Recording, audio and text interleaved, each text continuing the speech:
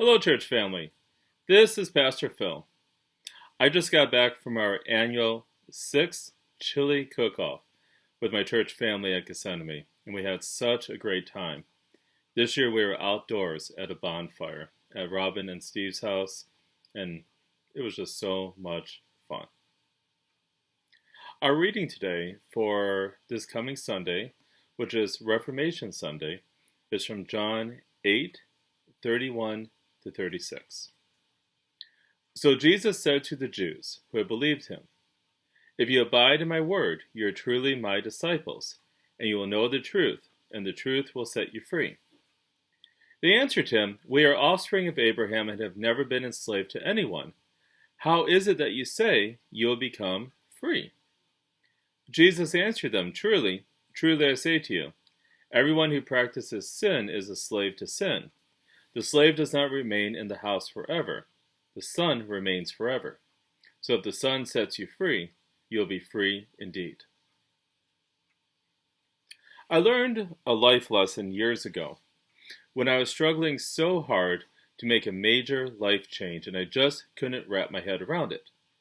I kept feeling like I was leaving something, and I was, both the good parts and the bad parts of the experience, but I didn't want to feel like I was making the change because I was running from something. Probably a character fault of me, but I have been known to be stubborn to a fault. I just couldn't bear with the idea of walking away. It went against my nature. A very wise pastor who was mentoring me at the time turned my perspective on its head. He helped me to see that in reality, the reasons I was leaving were not because I was trying to leave something, but because I was going towards something. And going towards something necessitates change and leaving things behind, but it's not the primary reason for the change. Going towards something is. So this has become a rule in my life whenever I'm contemplating a change. I never want to be going away from something, but going towards something. Our gospel reading today has this almost bizarre conversation between Jesus and the Jewish religious leaders about freedom and what real freedom actually means. Jesus is rightly accusing the religious leaders of being slaves. They retort that they are children of Abraham and have never been slaves of anyone. The reason this statement is so bizarre is that one of the pivotal moments in Jewish history was their slavery in Egypt, in Yahweh's rescue of them in the Exodus, taking them to the Promised Land. Slavery and freedom are the whole point of the Passover meal they shared in every year. These were the religious leaders of the Jewish people in the Jerusalem temple, and they had the blindness and the audacity to say they had never been slaves of anyone. This blindness led to their greater blindness, to the slavery that Jesus was really talking about, slavery to sin. This slavery to sin starts with a broken relationship with God, trusting self and not trusting God. And it leads to the visible sins like arrogance, greed, pride, and avarice.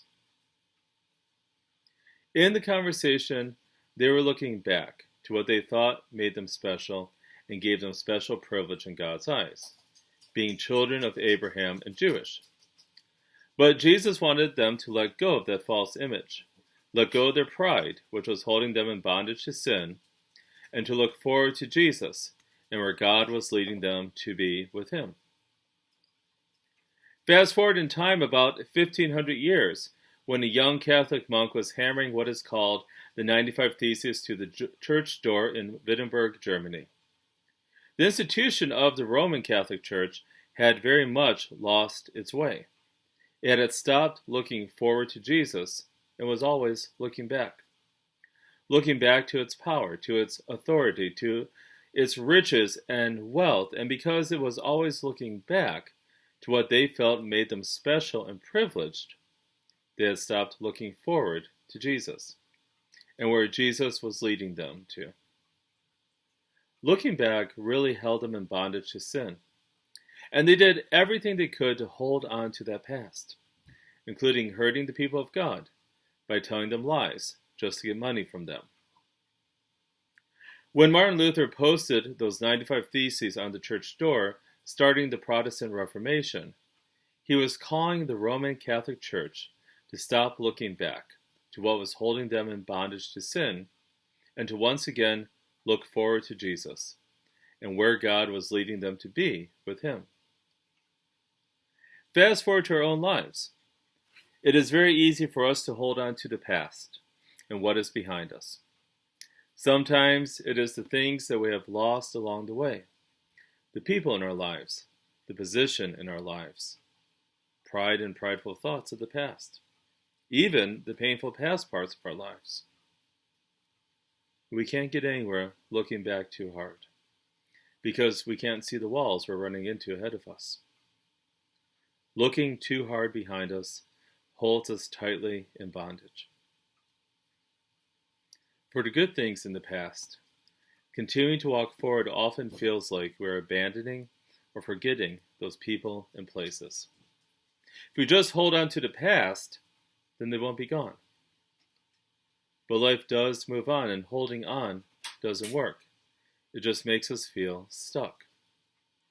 Looking forward and moving forward isn't abandoning the past, but it is honoring the past, the people and the places, and building upon their legacy into the future.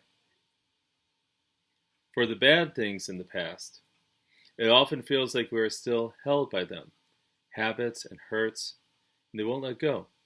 And sometimes we don't know what to do with ourselves if we didn't have them in our lives. Unfortunately, we can get used to hurtful things as well. We can get so caught up in trying to stop or let go of the hurt that we forget to look forward to where we are trying to go. Moving forward, by definition, moves the hurtful things in the past behind us. But most importantly, we look forward with Jesus, because Jesus is our future. Yes, Jesus is our past through His life, death, and resurrection on the cross.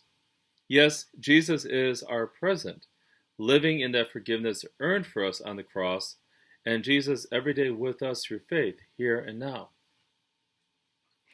But I think we forget sometimes that, yes, Jesus is our future.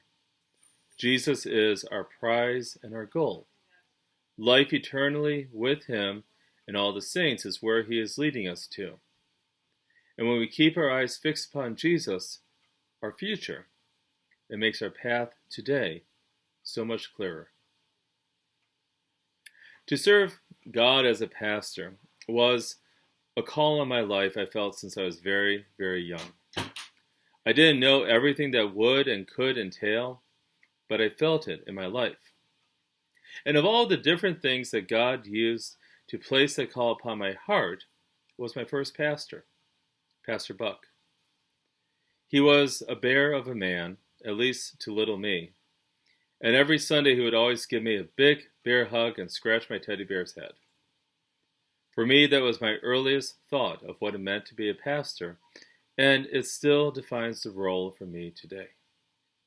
And because I had that in my life so early on, that future was a guide for me. It's not that I didn't make stupid choices in life, but knowing where I was going made clear many of the other choices in my life. When confronted with those choices, they would have to fit into two categories. Is this compatible with my future or not? That was it, really. And if it didn't, I could let go of it because I was moving forward to something. For every Christian, the same is true. Jesus is our future. Life with Him and all of the saints is prepared for us. And knowing where we are going often makes clear our choices of today. And those same choices fit into two categories. Is this compatible with my future with Jesus or not? That's it. And if it's not, we can learn to let go of it and keep moving forward. I want to close with a verse from Hebrews 12 that exemplifies this thought. Therefore, since we are surrounded by so great a cloud of witnesses, let us also lay aside every weight and sin which clings so closely, and let us run with endurance the race that is set before us, looking to Jesus, the founder and perfecter of our faith. Jesus is our future. We move forward together towards Him. Amen. My church family and all those. Peace to all of you. You are my thoughts and my prayers. God bless, and I'll talk to you soon. Bye-bye.